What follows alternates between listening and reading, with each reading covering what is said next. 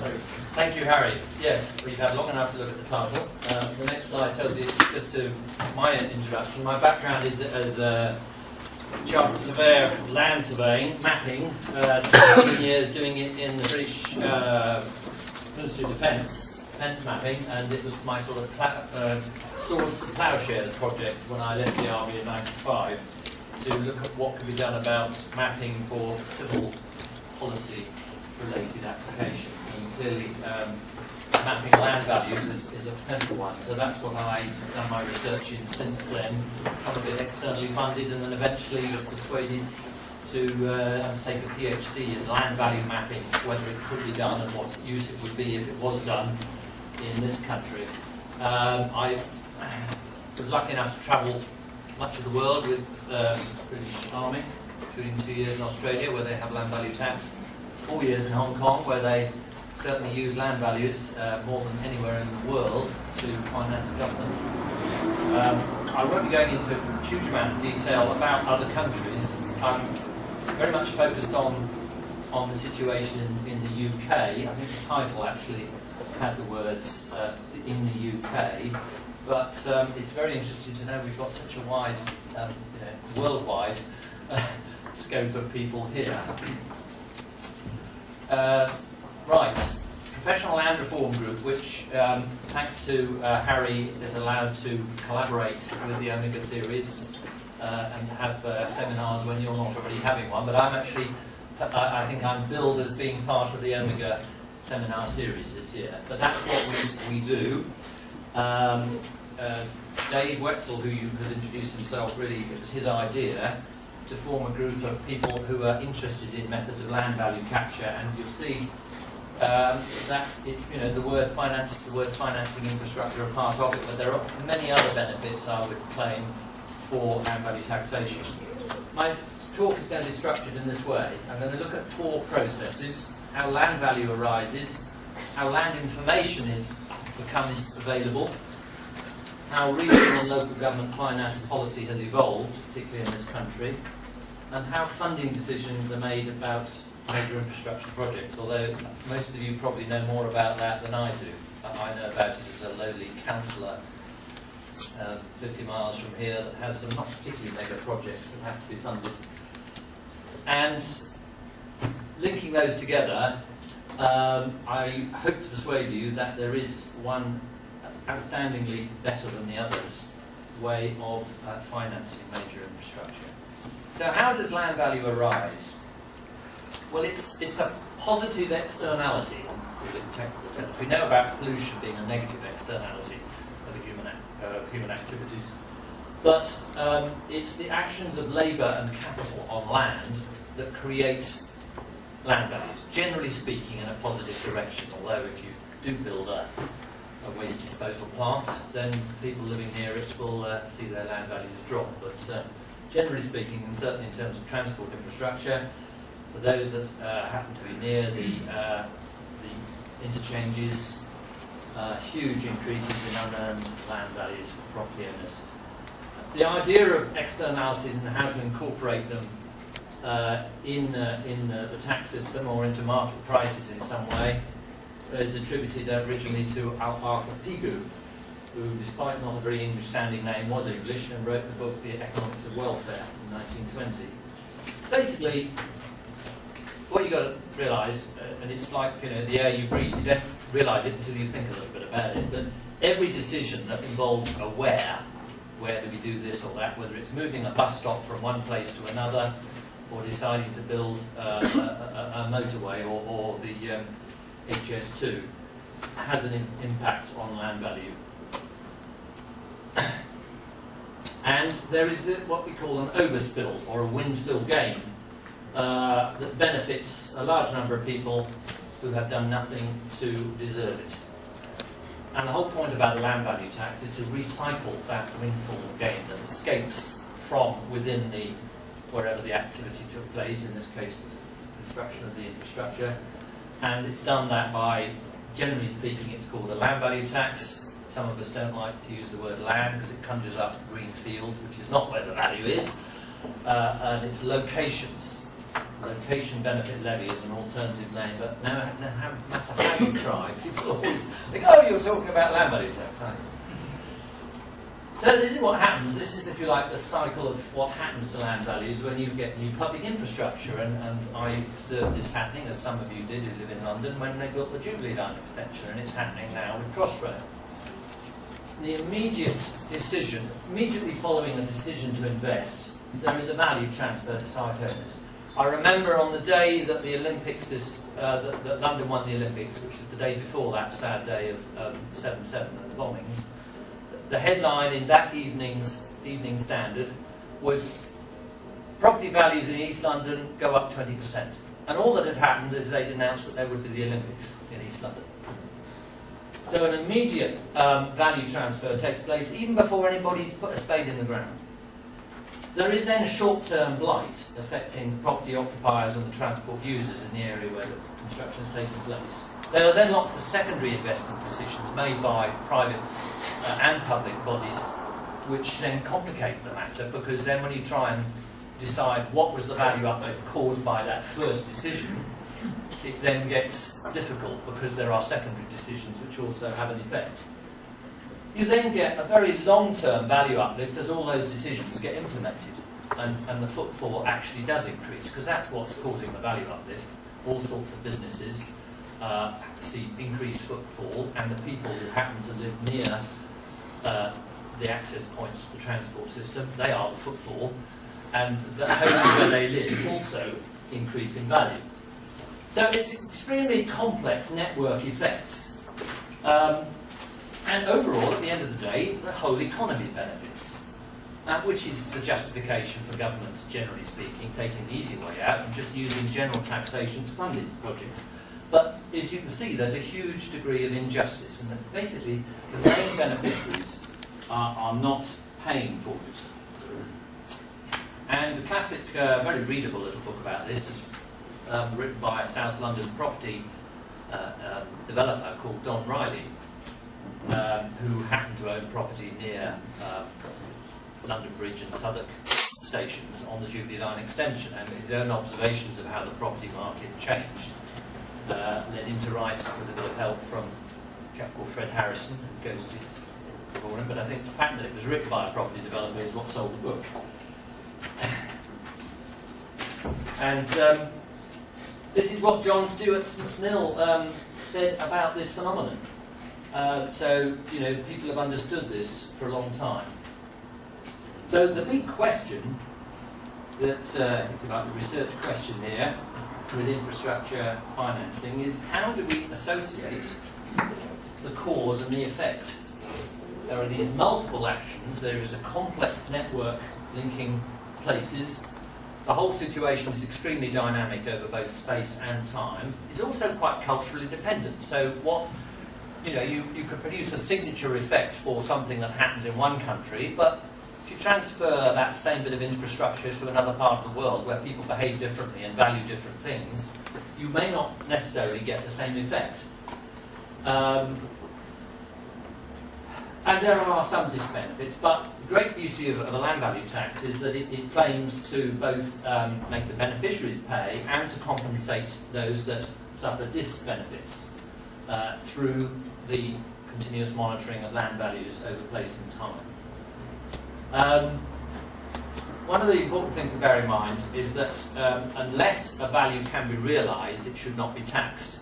The basis of valuation for any fair land value tax system should be on what can legally and physically be done.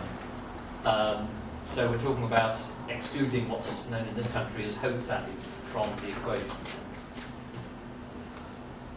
And this is where I came in. It requires very complex information infrastructure in order to design and deliver a fair property tax system, particularly if it's based on land values, and I'll explain why.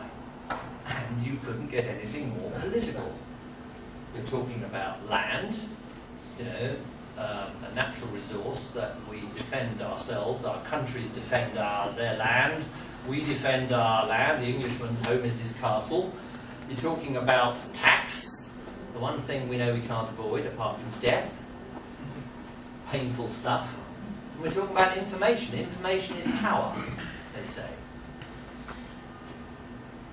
So it's politics. And I'm both a surveyor and a politician, so I'm in the thick of it. I claim to have invented this word land value scape, corollary to landscape of the physical mapping phenomena. And I have in my head this picture, as you walk around London, you can almost see in your mind's eye how the land value scape is changing. And that's what I've built on, that idea, in order to do my PhD. So it's all about the need to monitor property transactions, because in a market economy, it's very difficult in any economy that doesn't have property transactions to know what value there is. It's not about communism or capitalism. It's about capitalism, but it's not. If you didn't have property transactions in a very primitive society, it would be fairly meaningless to talk about land value. So ultimately, any land value taxation system depends on good monitoring of property transactions. You then have to maintain up-to-date databases of these things, land information data sets, ownership, what we call the highest and best use for every piece of land, and the corresponding value, because the highest and best use basically determines the value. And you can look at it either as the sale value, that what we call technically the capital improved value, which most property taxes are based upon, or what the ideal would be, strict economic terms, which is the site rental value, the value of the site, the parcel of land alone, without what has been built on it, which is actually capital, not a natural resource. And there's a technical term for you. It's not something I'm good at, but in order to produce land value maps, you put all the information about property, particularly spatial information, and you solve for all the various variables, and it's called hedonic price regression. And thanks to the wonderful computer that we've had in the last 30, 40 years, it is now much easier to do than it was when Adam Smith was around. And you then produce mapping, which has the great benefit of revealing to anybody. I mean, the picture speaks 1,000 words, as they say. So the map, as I see it, is not just a tool for the people designing the tax system, although it is very useful for them. It's a tool for politicians to explain to their constituents why their tax bills are what they are under such a system. And the best place in the world that I know of where this is done is in the United States. Lucas County is where Toledo is, in Ohio, and thanks to some research by the Lincoln Institute of Land Policy in the United States, which financed me, I came across this example, which Lincoln Institute had funded the development of an online land mapping system, and that's what the chap who's responsible for it in Toledo says about it. It's interesting that he's not just the assessor, which in American speak is the valuer, we call property valuers, but he's the auditor. So an auditor is somebody who looks after the economic health of, in this case, a whole county. And you can look on value mapping as a kind of economic health monitoring tool. If values are falling, something's going wrong. If they're rising, you're doing something right. You'd be looking into it. And when this system went online in 2000, something called market predictability, property market predictability, improved by a factor of 2, because it meant that people didn't have to take so long to negotiate transactions in property, because they could look at the map and say, yeah, that looks about right for that area. The difference between the price offered and the price secured on property transactions halved. In other words, market predictability improved. And that's important because there's a lot of costs involved in the property market transactions, and if you can use good data and value mapping, it may be that the costs of operating an efficient property market fall. That's what you get for just a mere $10 on a CD or by accessing the online system. and it's quite amazingly valuable information. And this is what you can do with them. I'm not a hands-on mapping person, but I employed somebody who just took the data set from Toledo, Ohio, and produced a whole variety of graphics which help you understand what's going on. Top right is building values as a sort of skeletal frame superimposed upon the underlying land value of the same area that you've got other forms of graphics. Bottom left is the road system and a sort of layer tinted contour map. Or you could underlay the aerial photography, or you could map individual parcel values as is down bottom right. And skipping now from Lucas County, Ohio to the UK, and what my findings were in the UK. The problem we have in the UK is that for a variety of historic reasons we don't have, well, you can read it, we don't have the right policy environment in which it's easy to actually do the sorts of things that they did. And it's a lecture in its own right to sort of expand on that, and you can access my PhD if you're interested on the PLRG website, or Google do terms like land value escape. We also, because of our history, never having been invaded and conquered, unlike most of the continent of Europe, where Napoleon insisted on there being a full land ownership register, one of the first things he did when he spread out across Europe, never happened in this country. We still don't have a full register of ownership. So naturally our property taxes are based upon who occupies property and not who owns it, because you don't necessarily know who owns the property. That's led to distortions. If you have a vacant site, we don't pay tax on it, because the assumption is it's likely that you won't know who owns it. In fact, in most cases you do, but there is no comprehensive, complete land register, so we can't have the sort of property tax that most of the world has, which is based on ownership and not occupation. The funny thing about property taxes is that each country thinks its own property tax is the best and the only one you can possibly have. The study of comparative property taxes is quite interesting. You know, when you visit one country, oh, you do that, do you? The same as a lot of policy areas. What I discovered, though, and I hinted at that by talking about how property transactions can become more efficient, is that there is a potential business case around designing and paying for a better land information infrastructure from the property industry, particularly people like insurers and underwriters, who shouldn't be underwriting the land value of a property. They're really only interested in rebuilding what's on it. So they've got a big interest in being able to separate land value from property value. So part of my research was to undertake surveys of views of leading experts in various property-related fields to see whether they felt there was a business case for this. And it's never been done anywhere else in the world, although as a side, if you like, as a spin-off from a modern property tax system in many countries, including Sweden, I understand that the property industry does use the value maps that were actually designed and built specifically for the one purpose of property taxation. But what we might get in the UK, I think, is if we could only get politicians around the table and to think sensibly and long-term about an issue, which is a big deal in itself, you could get a multifunctional land information data set which serves the property tax system, I would like to think land value tax, but also serves a wider set of users and could be funded partly by them, a sort of public-private partnership project of its own right.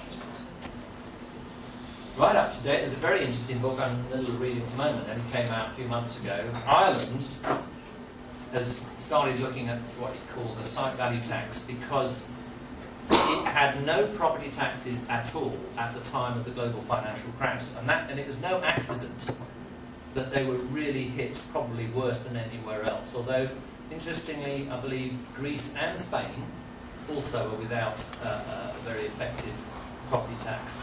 And the troika of international financial advisors have advised all three countries you need to have a property tax. Even a not very good property tax has an effect of dampening speculative price bubbles in property, which are, of course, speculation in land values. And that's very interesting for the whole of Ireland, and you can zoom in on that and get more detail. So just a brief history of how UK property taxes have evolved. I've touched on it slightly, but we've had property taxes as the main form of local tax since the 17th century. As I say, it's become a tax on occupation because we don't have a land register. But during the 19th century, early 20th century, as we colonised other parts of the world, we actually exported the idea of a property tax, but we designed from scratch much more efficient property taxes in Australia, New Zealand, South Africa, North America, the Caribbean, that all exhibit now, and much of Africa, not just South Africa, forms of property tax. Many of them are land value tax. Ireland went the other direction, of course. We'd been ruling Ireland for a long time.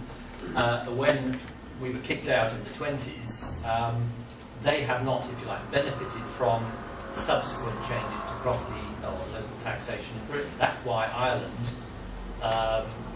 basically decided itself not to refresh or modernise its property taxes since the 20s until right now, where it's going through these reforms at the moment with a great deal of pain. We had property rates, a uniform system of all property, although agriculture was excluded until 1985. The fact that was not revalued for 17 years was largely what brought our property taxation into disrepute and led to the poll tax, which the last time we had real riots on the streets of London. And that was very rapidly then backpedaled into what we now have is the council tax, which was all done by so-called drive-by valuations in a matter of months. So don't say you can't if you absolutely have to design a new property tax system quickly. But the legislation for the council tax didn't make provision for any revaluation, and we are now more than 20 years past those valuations. So it's an even more out-of-date system. Council tax theoretically is set locally, but for 3 years now we'll have had basically a freeze imposed by the centre in effect on council tax rates. So we've lost basically an independent local property tax. It's a highly regressive tax. The smallest, cheapest properties you pay 5% of value. The higher up you go to 350,000, you're only paying 0.15% of value, and it gets lower and lower because that's the highest that you can get with the council tax. It's become highly complicated because of central government intervention, I would claim. And then we've got the old rating system, more or less, carrying on for the highest value land in city centres. And it's the uniform business rates that's largely paying for Crossrail through a supplement that the whole of the Greater London Authority area is paying towards Crossrail. And then we've had since 1995 a transactional-based tax on property values, which is generally called the Section 106 payment, and is becoming next year or the year after the community infrastructure levy. Yeah, I think they know more about it than me.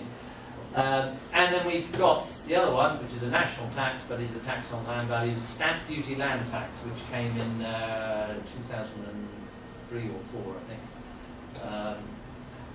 Previous to that, you literally taxed on whether the stamping of the document that actually legally made the transaction. And you could do that in the Cayman Islands.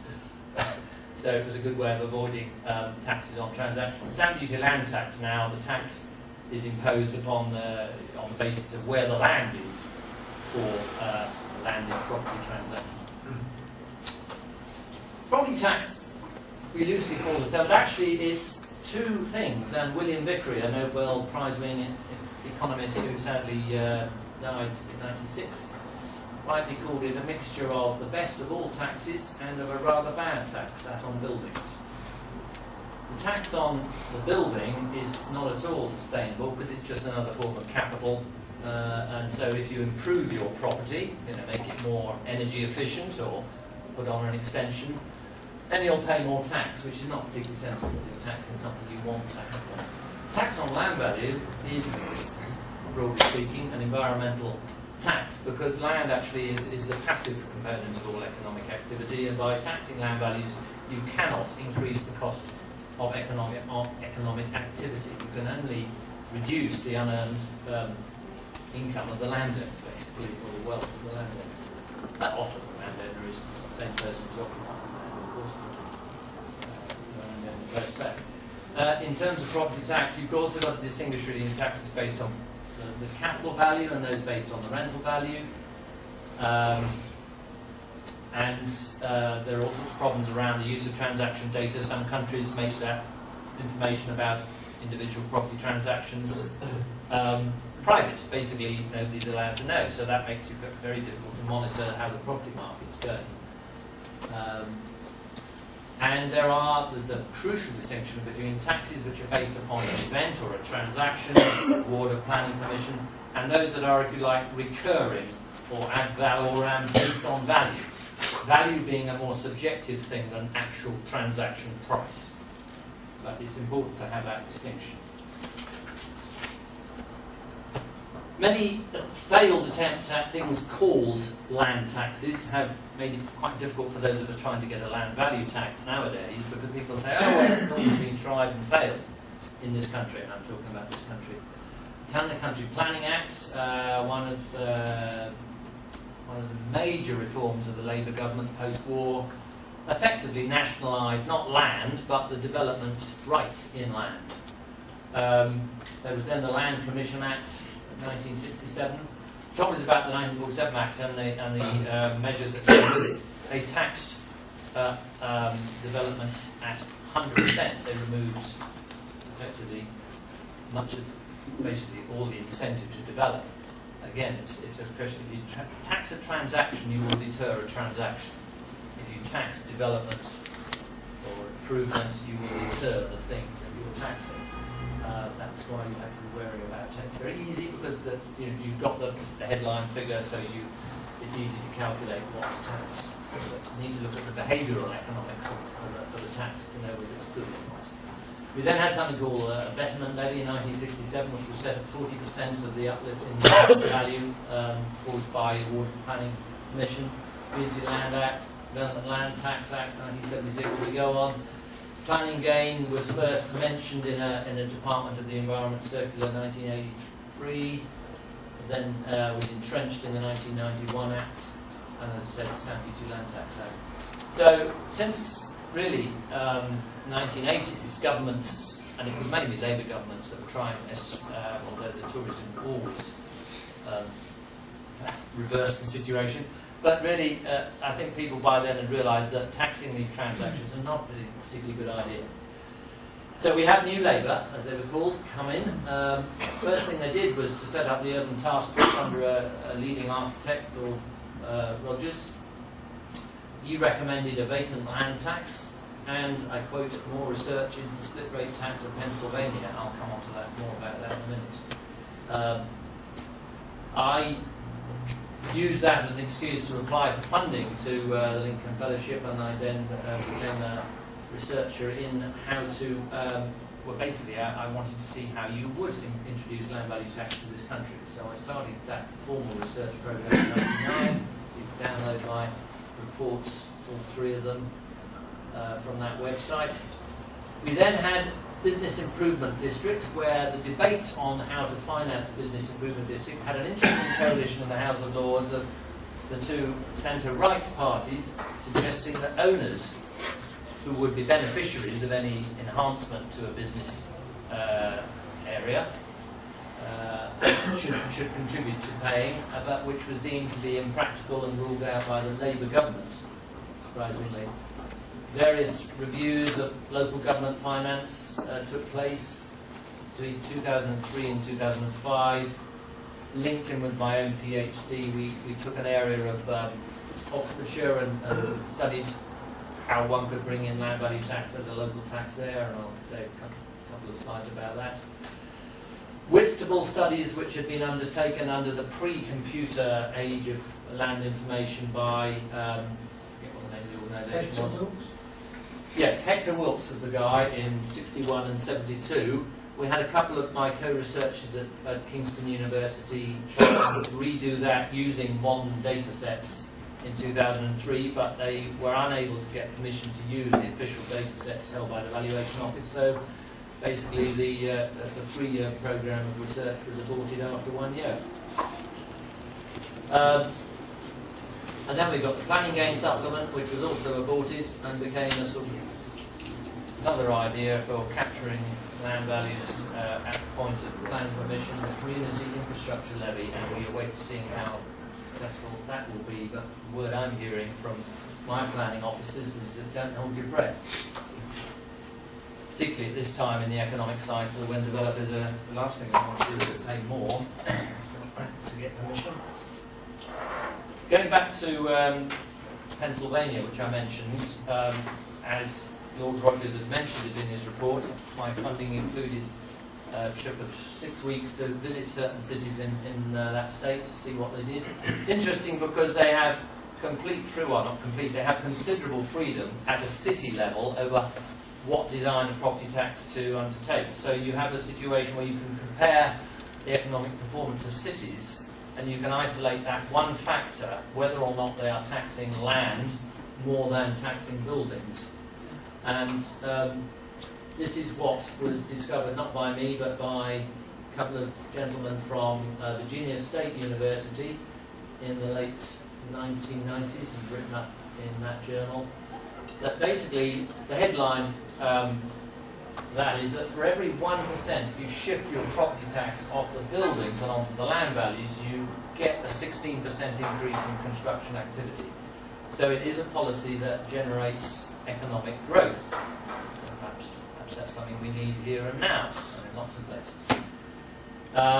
It's shown that through that economic growth, house prices remain stable. They don't rocket up in the way that they do in countries that don't have a property tax at all. And they don't rocket up as fast as they do in other cities in Pennsylvania that don't tax land as much. It discourages sprawl, so it concentrates development in areas that are of high value in the city, brownfield land, rather than out of the cities. So it revitalises inner cities. And, pertinent to the subject of my lecture tonight, it helps fund the necessary infrastructure sooner because the cities can afford to reinvest in what they need. Politicians need these sort of simple phrases. And Alana Hartzog, who's a Green Party politician, not a lot of future of that in the States, but she is. She stood for Congress. Great lady. She now works for the UN part-time and runs an online distance learning course for developing countries' public officials, basically, in how to design and implement a land value tax. So she's putting her enormous enthusiasm and skills to good use there. The best study that I'm aware of that was funded by the last government was Kate Barker's study of the issues around housing land supply. Now her scope, her remit was very much limited to just that, but what she did say as an aside really was this, that there is considerable value in having better what she called land registry, but land information anyway, but that to justify a land value tax just to improve housing land supply was not, in her opinion, a sufficient reason to do it. Again, her opinion was that it would not make that much of a difference to that one thing that she was tasked with looking at. But in her report, there was a lot of good stuff said about the economic arguments for a land value tax more generally. And the point that I would focus on there is this without distorting behaviour. Because the thing about taxing a natural revenue stream, such as that from land values, is that it doesn't involve any what economists call deadweight losses, which under most economies can amount for around 10% or more of GDP. And the definition of the deadweight loss is not the amount of the tax itself, the total tax take, but it's the effect of taxing the active factors of production, labour and capital, on the market price and quantity of goods that are produced in that economy. Won't go into the argument. I'm not an economist, but this was taken from a leaflet by the director of the Henry George Foundation, who is himself drawing on classic economic literature, not neoclassic, but classic economic literature. So there is a loss to the economy, which is represented by those lost goods and services that are not produced as a result of taxing at around the margin of production. And as Milton Friedman says, and he is a neoliberal economist, but even he, in his opinion, it's the least bad. A little bit about the study we did in Oxfordshire. What I want to show there is that we took a valuer and an expert in manipulation of land information, two key skills you need. Neither of them knew anything about land value tax. They weren't interested in its benefits or disbenefits, but what we wanted to know from them is, would this be a particularly difficult job to do? And the answer was no. In fact, valuations don't present any valuations based on the underlying value of land, don't present any special problems to valuers. And with the increasing availability of land information and the systems to manipulate that data, it could make all property tax administration and land use planning easier and cheaper. In order to make the reform from the current taxes to a land value tax palatable politically, we felt we'd have to give households a tax-free allowance, just as wage earners have a tax-free allowance. That would certainly be a necessary transitional measure. We don't have the capability to produce the sort of mapping that they do in the States. This was the first major regional study. People started getting interested in these ideas of green property taxes around about the time of the Rio conference, the first conference on climate change.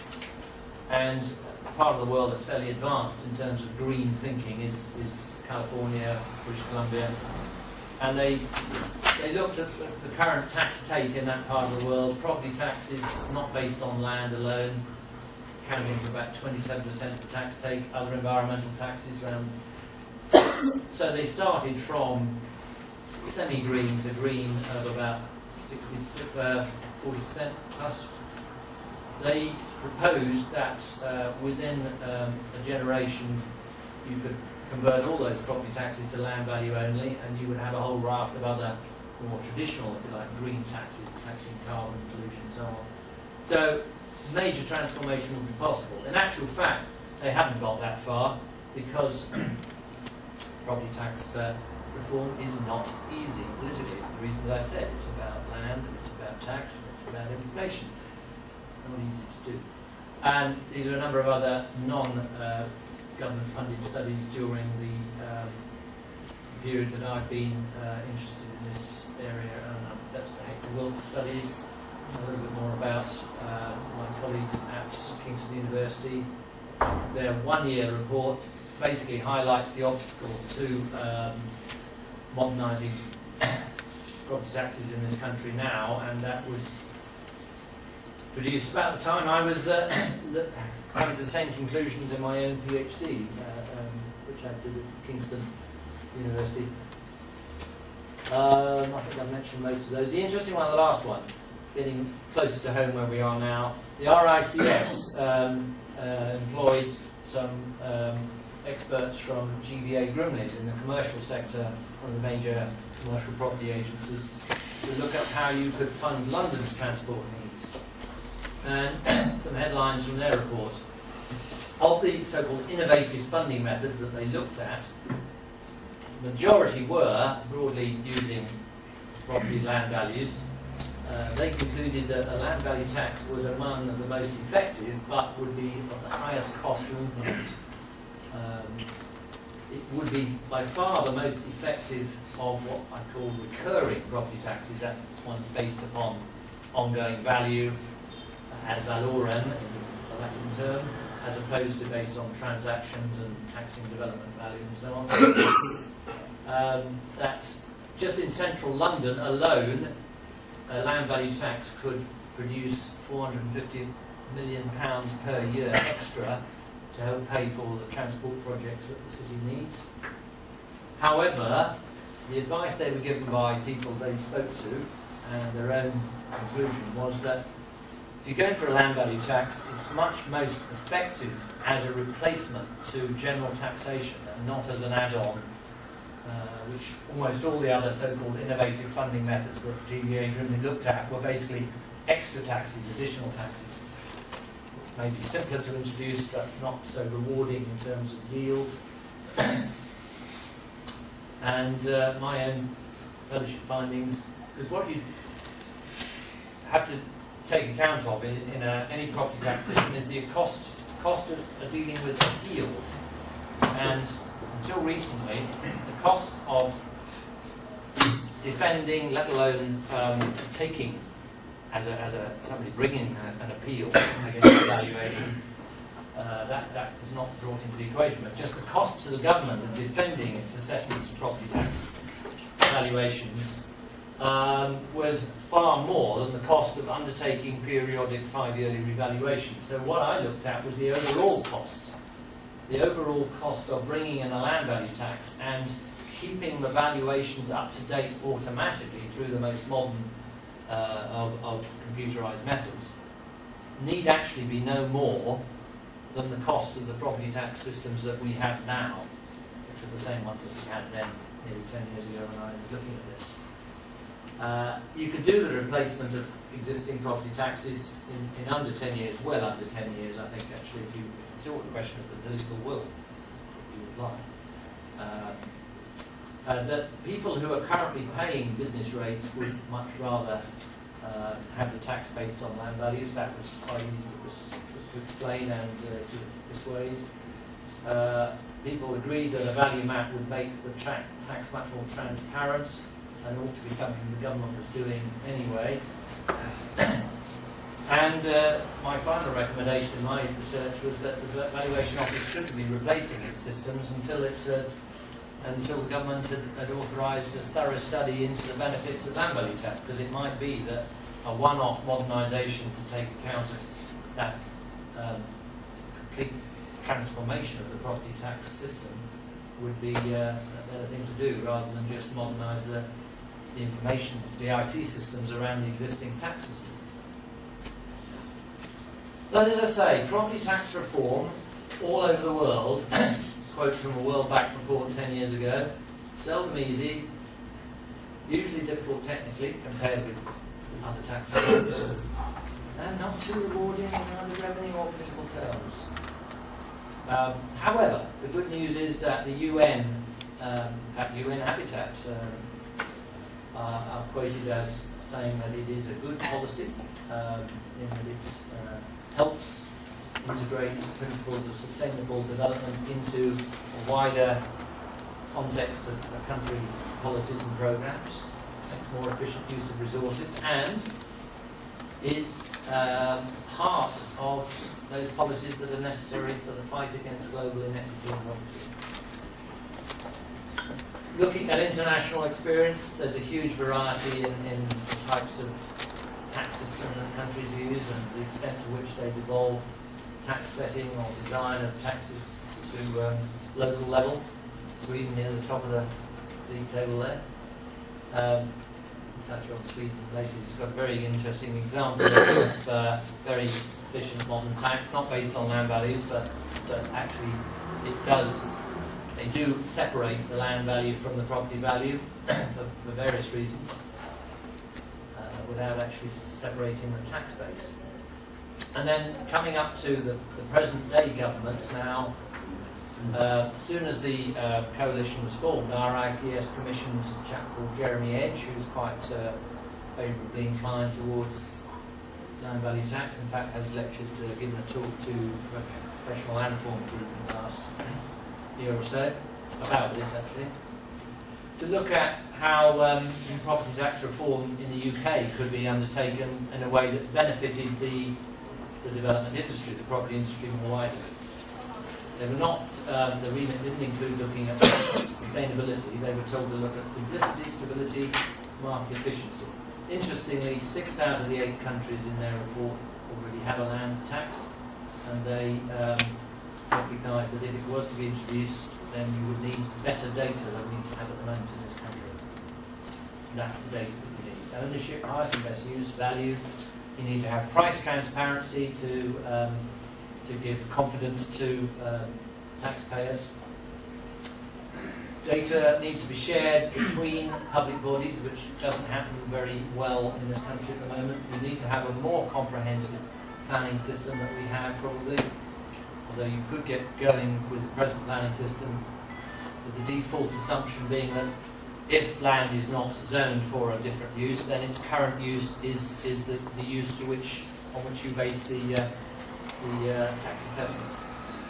And you could, in fact, although not listed there, self-assessment is a transitional method of arriving at valuation. Just ask the owner themselves to say, what do you think your site's worth, with the fallback position that if the authorities wish to buy it at that price, then they have the right to buy. So that concentrates the mind of the owner when they're submitting an assessment.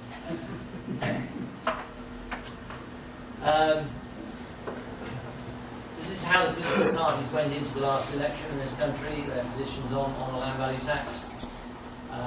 The interesting one is Conservative. In last month, somebody who wrote an article in the Financial Times a year ago saying it was time to have a land value tax has now been appointed planning minister from the Conservative Party. I noticed that article has been removed from his website. But nevertheless, he can't undo what he wrote.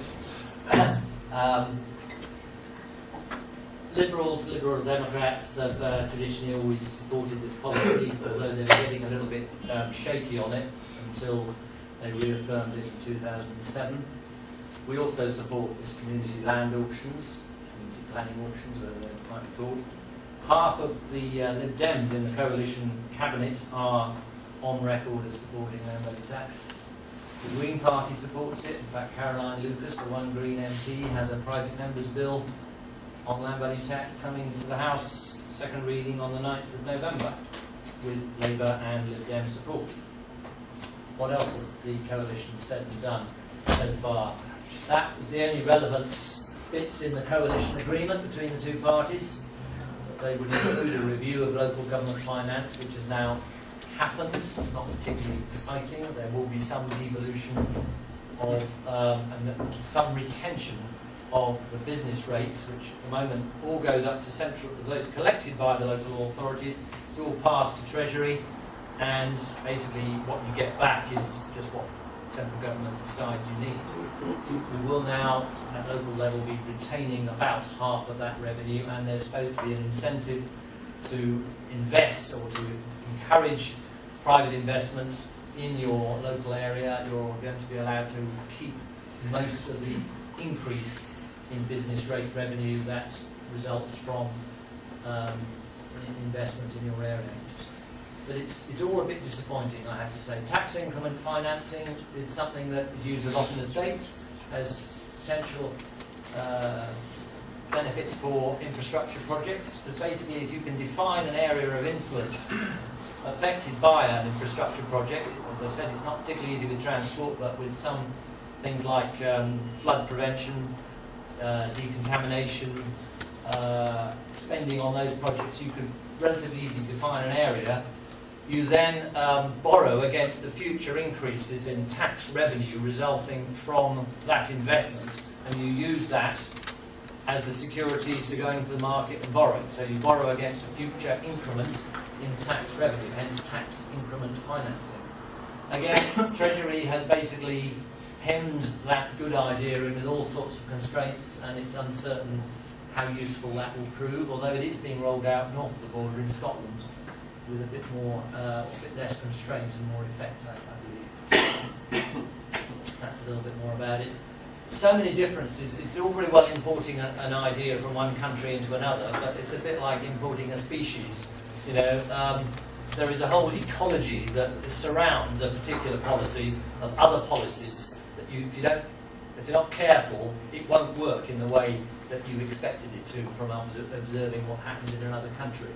And classically in this country, as long as we base our property taxes on occupation and not ownership, it's uncertain how effective taxing increment financing will be on incentivising redevelopment by owners, or indeed land value tax, unless you switch the onus of payment onto the owner rather than the occupier. Treasury also insists that all of this is public sector borrowing, which is quite unusual. Most of Europe doesn't treat local government finance as part of the public sector borrowing. We do. Aware that some of you are not sitting terribly comfortably, I'll keep pressing on until we can engender a bit of discussion. Is that right, Harry? Merleys, very well respected think tank, the Institute of Fiscal Studies, employed a very well respected economist, so William Merleys, to head up a study into the British tax system, which was published in 2011. Chapter 16 is all about property and land taxes and was pretty sound. Government pretty well ignored it, but it's there, and part of Caroline Lucas's motive of bringing forward a private members bill is to just point to the Merleys report and say, hey, you should be looking at this, particularly now in a recession where you're looking for policies that will stimulate economic growth. Right, we're coming to the summary of what I believe are the unique advantages of this land or site value tax. The Irish call it a site value tax. And actually I prefer that to land value tax because it's this green acres business. Site, you think brownfield cities, don't you? Land, green fields. It ensures that finite resources, such as land, as Mark Twain says they don't make it anymore, ensures that finite resources are used optimally, but within the legal constraints of a particular legislation, jurisdiction. It provides a funding stream for infrastructure investment by which the beneficiaries pay, which they don't generally at the moment, certainly not in the short term. And it enables the welfare negative taxes, the ones that cause this deadweight burden, to be reduced, thereby rewarding work and enterprise more than the current tax system does. And I've got a very long bibliography which I'll put the whole set of slides up on the Professional Land Reform Group website. So that's a rush through, but I hope that's enough to generate a bit of thought and discussion. Thank you very much. Thank you.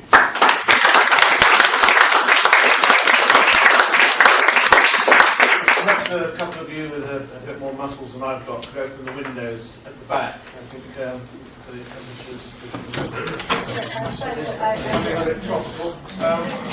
Questions? We have about half an hour. And ask the quickly to state who you are, so we. What's meant by highest and best use of the reserves? Right. Well, within the local plan, the planners and the valuers between them would decide. Chap called, written in the 70s, I can't think of the guy's name now, that he was a South London borough planner, and he came up with the concept, if in doubt, the valuer would, if in doubt as to what the highest and best use is, in other words, it's the highest value use, the use of that site which would generate the greatest rental income within planning and physical constraints. And if the valuer was in doubt, he would go to the planner and get a written certificate saying, I think that you could do this with that land. And then he could go away and make an assessment of taxable value on that basis. If that proved when the land was given development or planning permission to be an underestimate, you wouldn't claw back the tax owed, and if it was proved to be an overestimate, well, the owner was lucky. Highest and best the same thing. Well, it's a technical term used by valuers. It's well known. Anybody in the room is a valuer. Highest and best use is a term that they use to mean that use which would generate the highest income to the owner within the legal and physical constraints that exist at the time. Sorry, Tony, I think Can I add a question on exactly the same point? Because it's always seemed to me to be one of the problems of implementing this brilliant idea in the UK, certainly in England, I don't know about the other countries. That is that you need a system in which the plan really specifies what can be done on a piece of land. And not only the type of activities that will be allowed, but the density. And we've had a very interesting story in London in the last 10 years on density, because we've had this wonderful London plan, which contains the wonderful, I think, genuinely innovative mechanism of a matrix of permitted densities which is geared to public transport accessibility and changes when accessibility changes. And a table of densities which is the maximum and minimum permitted levels that are deemed to be sustainable. So that would be wonderful for land value taxation. Just read off the matrix into the tax table. However, we find that these density rules are disregarded. Like everything else in public planning, it is negotiable. And 67%, I think it is, of the permissions given for housing in London exceed in density the upper limit of the permitted density matrix. Developers are getting permission to grant far more floor space than the plans, but they're getting them from the plans. They're signing them off. So I don't see how in such conditions you can have a land value tax, because this notion of highest and best use is kind of infinitely elastic. If you're right, the actual, the best site to produce an assessment on is one that has just been given planning permission, because you know at that moment what the highest and best use value is. It's just been awarded. That is, rare, because most sites don't get developed, for 50 years. So the valuer's skill it's an art and not a science. But valuers who've been put to work by me in the Oxfordshire trial, and Americans that we've brought over who are used to many cases a fully comprehensive zoning system, although it's very variable, as you may know, in the States. You don't have to have a local plan, as we would call it. It's optional. But valuers who come over to this country and been asked, having been shown what the law is, have said it wouldn't be that difficult a problem. So, I'm not a valuer, I have to accept their judgment. Duncan Barry, if I can follow it up, I was actually the lead officer for the Mayor of London on the policy on density, and I've written quite a lot about how to practice. But, there is a fundamental problem here, which is that basically planning policies are not being implemented because developers basically push the boundaries, and that feeds into land value inflation, and that's had a dramatic effect, not just on land price, but actually on property price and on the built form of London, because basically the policies have not been implemented. And with government basically taking a position which is pushing for development based on development viability to the complete disregard of planning policy requirements, which is the recent announcements in the last few weeks have made it very explicit, developers clearly know that they can argue against any policy requirements on the basis of viability assessments. And clearly in the current market, in a lot of sites, that causes fundamental problems in the type of housing. The other context of this is that basically most sites are not zoned for specific uses. Most local plans in London and in the rest of the country do not put out very clear briefs on sites, even in terms of land use. Everything is a mixed-use site with some housing. No definition of mix in terms of bedroom size, nothing on build form, nothing on affordable housing proportions. In that context, the valuation definition causes fundamental problems, because it basically leads to a permission being given for what is the most profitable development of the developer, without any context of public policy objectives. And all the arguments that are going in on valuation methodology between our ICS and various government reports, some of which are involving the planning sector, are basically pushing towards the definition of a valuer having the flexibility to determine value market independent, effectively, of policy constraints, because the knowledge is that those policy constraints will be breached and no longer apply. So I think it does cause a fundamental problem of applying your basic methodology in the British context at this point of time. It's unfortunate, but that's the reality. You're right, it is a problem at this point of time where a lot of developers have made unwise land deals at the time when prices were rising and were expected to carry on rising, and they're now stuck. And the only way they can turn a profit on those sites is by pushing beyond the limits of the local plan. I can see that. And when you're desperate for housing, particular housing. Yeah, but that happened before the recession. It's not just a post-recession issue. The gentleman's absolutely right. There has, for a long time, been a real problem between planners and developers, and the developers have been on the winning side. What is quite clear is that, from my limited experience as chair of planning back in the 70s, I know that a local authority can set for each site in London what is the optimum development that it will allow. And the real issue is whether, first of all, local authorities under pressure don't have enough qualified people in their planning departments to do the real job. Secondly, government needs to come in and make sure it's the local authorities so that you get democratic accountability who rule the roost, not the developer.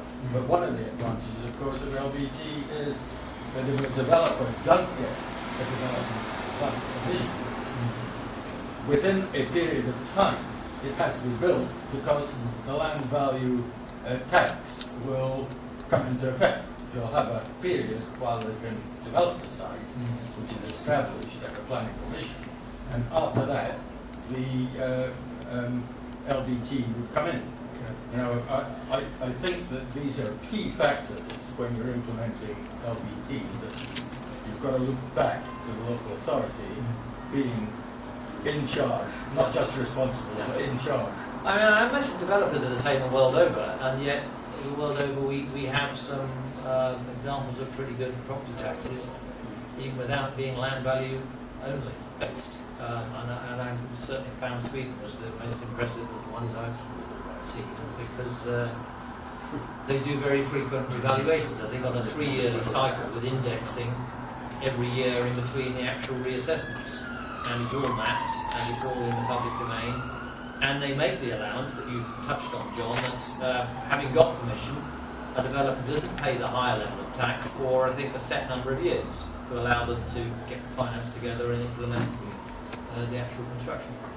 Pete Redmond, just to move on slightly, because I do understand the problem being raised by colleagues about measuring potential value. It is possible to construct a land value tax on existing use that works very well, and I personally would advocate a holding element of that being applied to land not in development yet, rather than deferring it until the purpose is started. So a holding tax element has some very useful optional land use results. My question is really to you about the sort of quantum, because clearly you could design a tax that would be equivalent level to all the other property taxes, business rates, council tax, stamp duty, section 106, CIL, possibly some infrastructure budgets, and come up with 1.5 to 2% per annum out of the law. Do you believe that we should be setting a tax on land that is above that current exchange for existing tax take nationally, or do you think we should be driving for something which equates to the existing tax take? Well, I think my starting point would be to replace all the existing property taxes, but I wouldn't want to stop at that. When people say how much potentially could you raise from a land value tax, I would say, well, let's see. You know, there is test the market. Let's see how far we can go, both politically and in other respects. If the advantage about taxing rent is there all the time, the rental value. If you base your tax upon the capital value, you're sort of eating into your tax base. So it's much better to think of rental value, and there's been the argument against it. We had big arguments with the valuer that we use in Oxfordshire. He said, "Oh, I can't possibly. I'm not going to do the job if you make me do it on rental values." You remember that? We had long arguments in the pub with him, and he absolutely refused professionally. He wasn't going to put his reputation on the line for rental values of domestic property. He said, "I wouldn't mind doing it for non-domestic property, but you want me to do a uniform valuation method across all types of land, so I'm going to have to do it capital." That was the reason, he said, is there isn't enough market evidence of rental transactions on domestic property. Well, that's completely changed now. Whether it ever goes back to what it was, but you've now got massive increase in market rental evidence. Every estate agent now has a big department on letting. Ed Randall.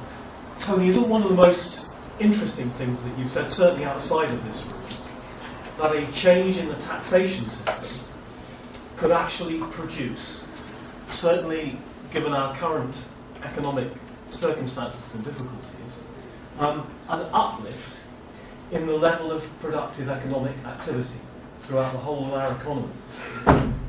Which would indeed transform, as a secondary effect, into higher land values. So, a very interesting question from a lot of people is about the scale of the deadweight losses.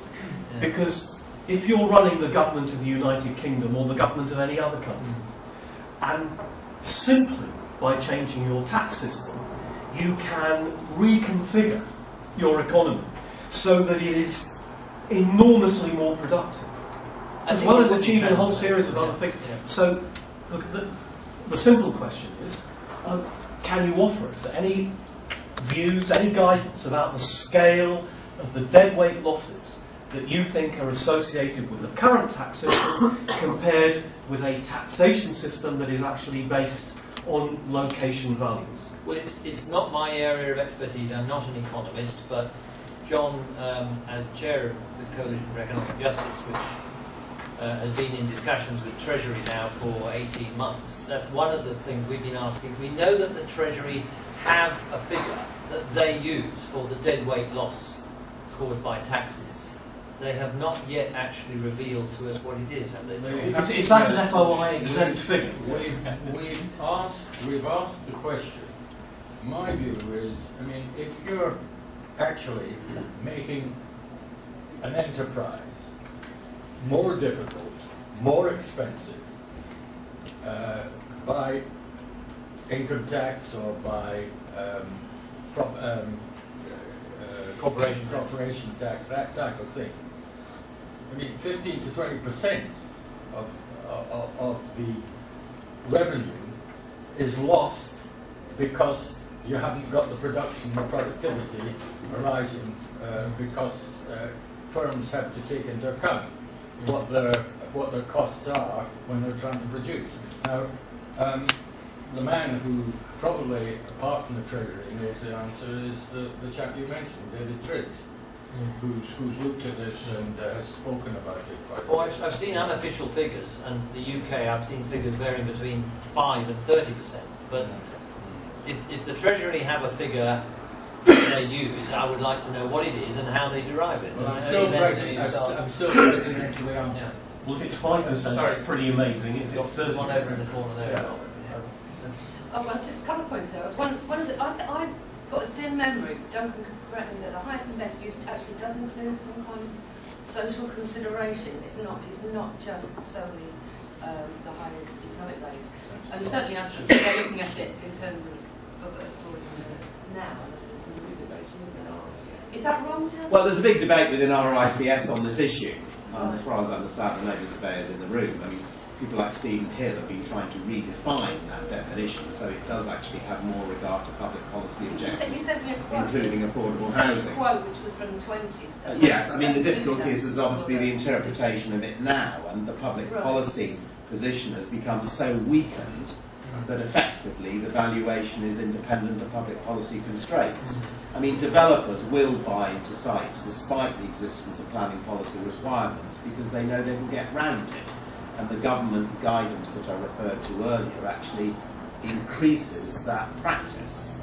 I mean, the justification is because of the recession, but it's effectively saying that public policy objectives should not constrain development. That development should be based on maximum return to both the landowner and the developer in relation to competitive returns unspecified. That's actually the wording of the guidance. I think we need lots of levers really to open this, open the discussion on the policy table, because we've inherited a system that was basically set up before most people had the right to vote in this country.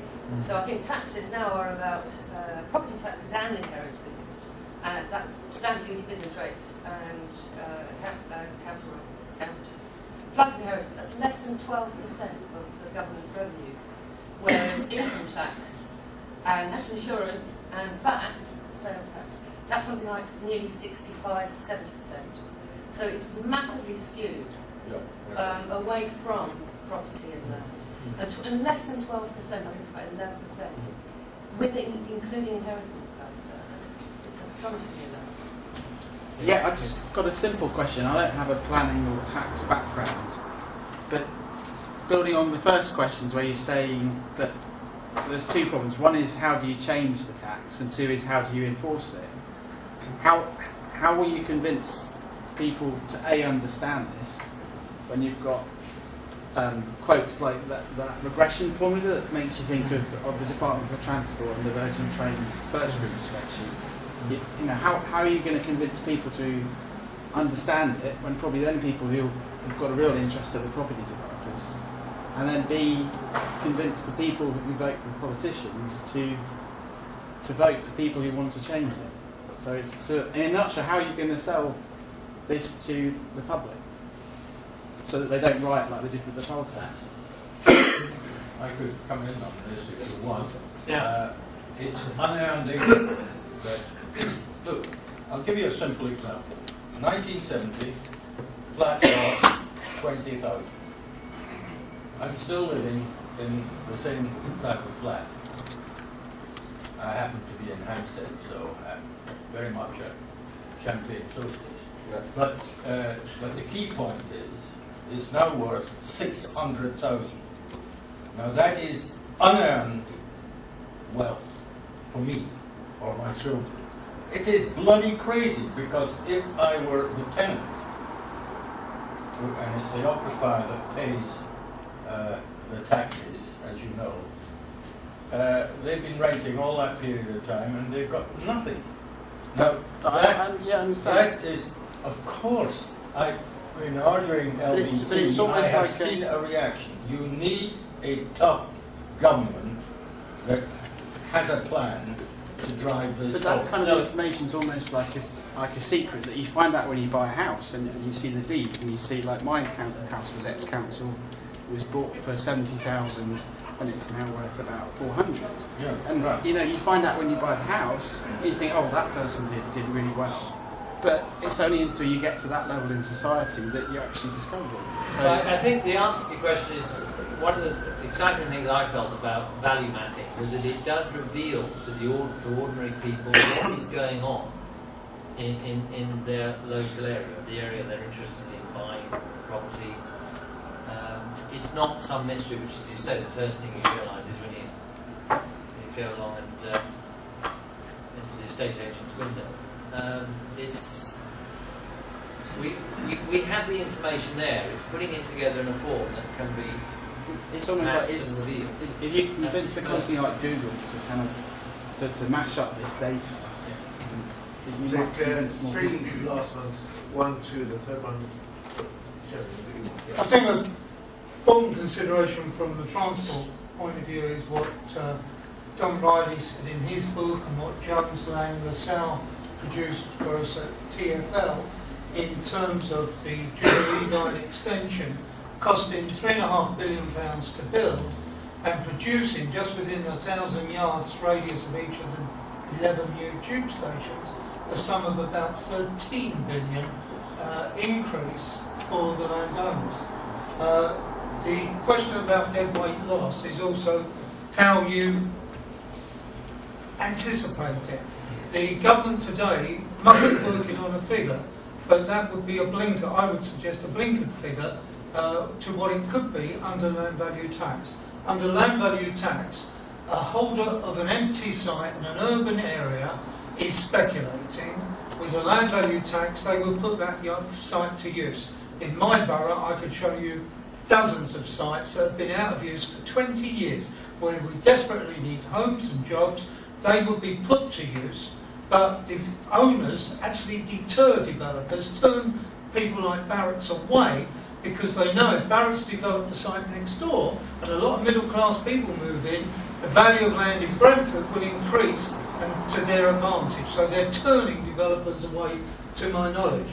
Once those sites come into use, you get more jobs being created, not just in construction, but also direct employment, hotels, retail, manufacturing, whatever, commerce. And when those jobs are created, people will come off the unemployment register, as happened in Harrisburg when they introduced a split rate tax, reduced the tax on buildings and increased the tax on land. That also meant less unemployment, less money to be paid to unemployed people. So you reduce your government expenditure on welfare. There's no way the government would put that in if they were measuring deadweight loss compared to a land value tax. But the other point is that we have bus drivers in Hounslow who travel from Hertfordshire every day to get to work because they can afford a house in Hertfordshire, they can't afford a house in Greater London.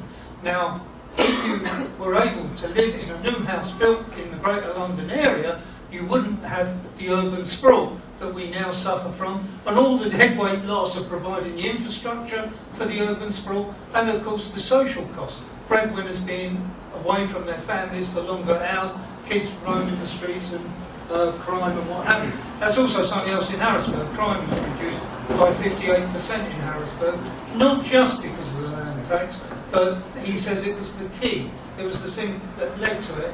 And the mayor, when I say he, I'm talking to the mayor, said that he also was able to spend some of the revenues on police playing with kids in parks and things of that nature.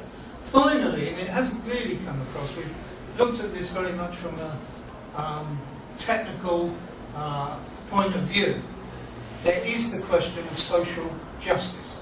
We are all of us on this planet, born, I believe, with an equal right to the benefits of the planet itself. The planet is a free gift of nature to all of us, not just to the 1% in the world who own the land. If you look at the Constitution of South Africa, we, the people of South Africa, believe that South Africa belongs to all who live in it, united in our diversity. I think that's a brilliant statement. They're not saying just the black people own it or just the white people. They're saying we all own it. The trouble with that, and in China, where China claims that the government and collectives own all the land of China, they don't collect the rent.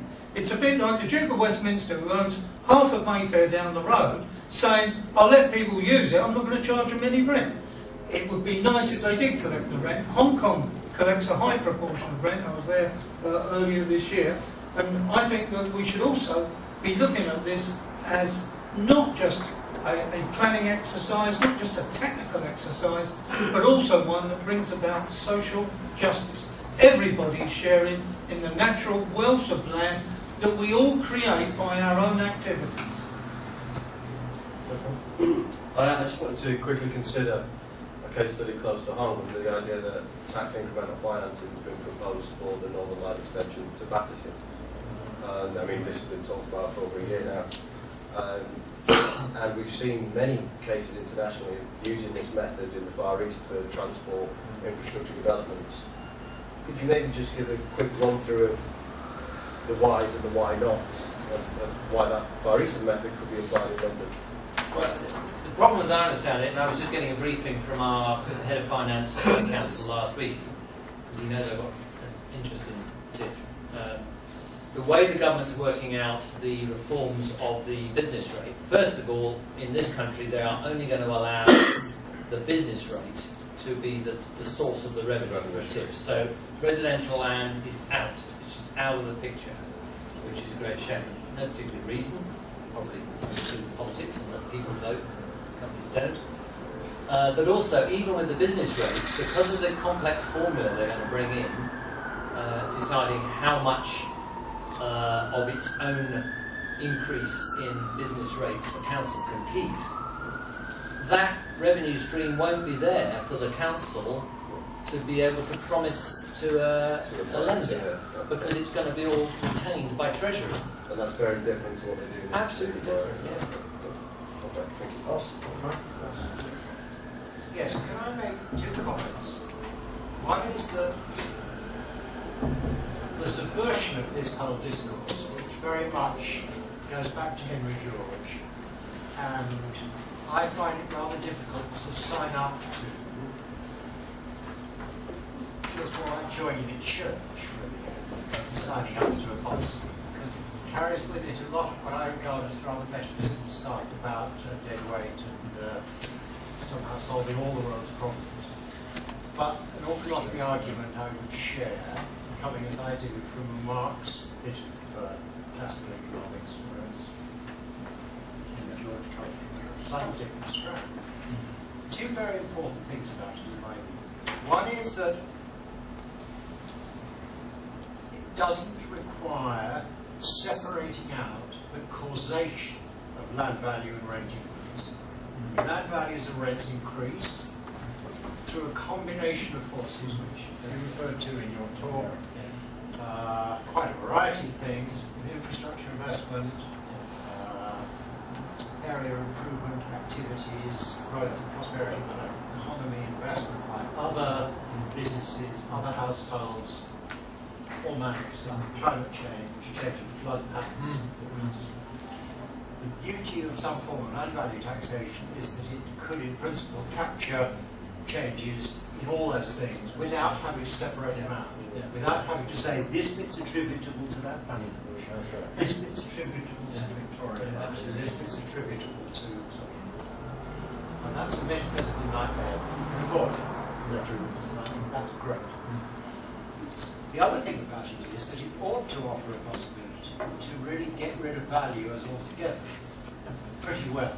I mean, not to have value as crawling over every property every year or two, and peeling against each other and collecting a percentage. You know, so that's a hell of a dead weight. The cost of the valuation. Dead weight. Can I just finish? You ought to be able to crack it with some very good work put into a big hedonic analysis of transactions over a number of years. They are all public knowledge, at least to some state agency, which you could, in principle, put into the machine. And you could pull out land value maps which could be legally binding as the basis for taxation. You can separate them by land use type to get around the business highest and best use problem. So I think there's enormous potential in this, and I want to join your campaign. But I don't want to sign all your 39 articles about how no, I understand where you're coming from, and I'm not a single taxer. I'm not against free trade, but I don't put that in the same bundle of George's ideas for this purpose. But I think it won't actually get rid of valuers, but what an American valuer told me, and they're very far advanced in the use of these regression analysis methods for valuation in America, is that it allows the valuers to concentrate on just those difficult, usually very high value sites in city centres where there isn't really a pattern.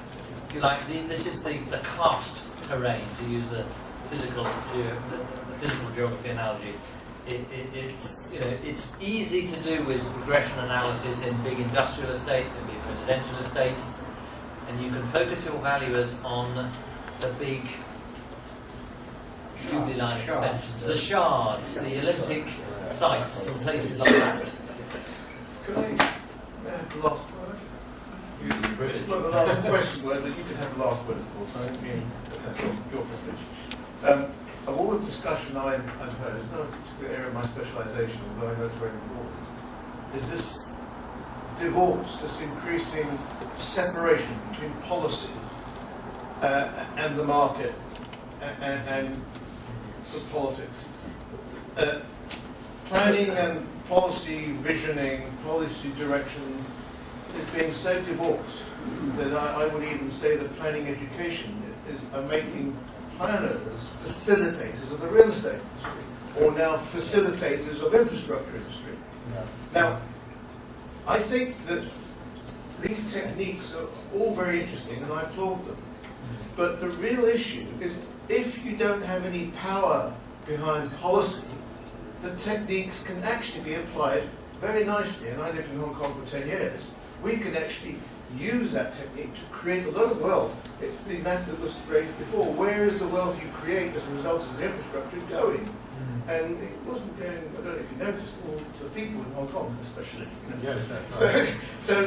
I think we need to be aware that the real issue is this divorce between policy, power and vision and the market. The second point is, if you just very quickly, because we've not talked about developing countries, but if you talk about investments in major infrastructure in poor areas, this premise that you're going to uplift everything soon is nonsense.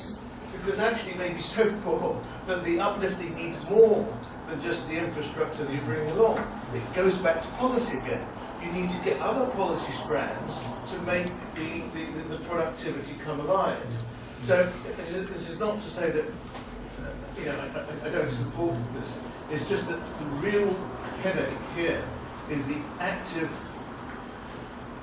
disassociation of policy-led planning and market-led infrastructure that benefits the few, rather than putting it crudely. At one stage, infrastructure was to link communities together, link regions and cities. Now it's to compete, make one party more competitive than the other.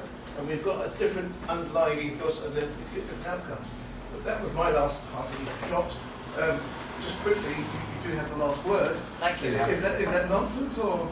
No, I mean it's an interesting reflection, and I agree with much of what you say.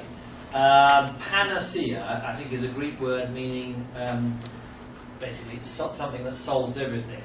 I don't think this policy, land value tax, will solve everything. I put it as necessary but not sufficient. And you need you need a freely operating market, but you also need a regulatory system. We call it the planning system, but that also includes sufficient funding so that the administration, what holds back a lot of developing countries is not that they haven't got the right policies, but that they haven't got the educational infrastructure, they're not producing the right range of professionally qualified people, and they haven't got a legal structure that backs up the policies. Policy is just something written on a piece of paper without the courts to enforce. This is London developing countries. Well, it's everywhere. I mean, it's something that every country is liable to suffer from, and it's not a panacea. Okay, I think we should leave it there. Thank you ever so much for coming.